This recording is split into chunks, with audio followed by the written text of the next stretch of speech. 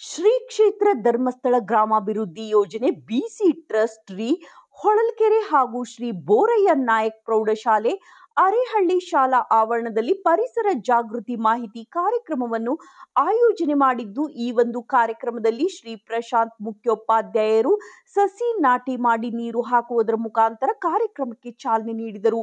ಕಾಡು ಬೆಳೆಸಿ ನಾಡು ಉಳಿಸಿ ಅನ್ನುವ ಘೋಷ ವಾಕ್ಯದೊಂದಿಗೆ ಪರಿಸರದ ಮಾಹಿತಿಯನ್ನ ನೀಡಿದರು. ಶ್ರೀ ಕ್ಷೇತ್ರ ಧರ್ಮಸ್ಥಳ ಗ್ರಾಮಾಭಿವೃದ್ಧಿ ಯೋಜನೆಯ ಹೊಳಲ್ಕೆರೆ ತಾಲೂಕಿನ ಯೋಜನಾಧಿಕಾರಿಗಳಾದ ಶ್ರೀಮತಿ ಶಾರಿಕಾ ರವರು ಮಾನವರಿಗೆ ಪರಿಸರದ ಅವಶ್ಯಕತೆ ಇದೆ, ಆದರೆ ಪರಿಸರಕ್ಕೆ ಮಾನವನ ಅವಶ್ಯಕತೆ ಇಲ್ಲ.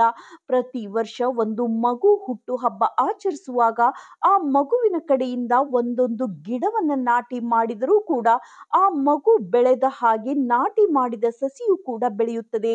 ಈ ರೀತಿಯಲ್ಲಿ ನಾವು ಸಸಿಗಳನ್ನ ಪೋಷಣೆ, ಪಾಲನೆ, ಸಂರಕ್ಷಣೆ ಮಾಡುವುದು ನಮ್ಮೆಲ್ಲರ ಹಕ್ಕು.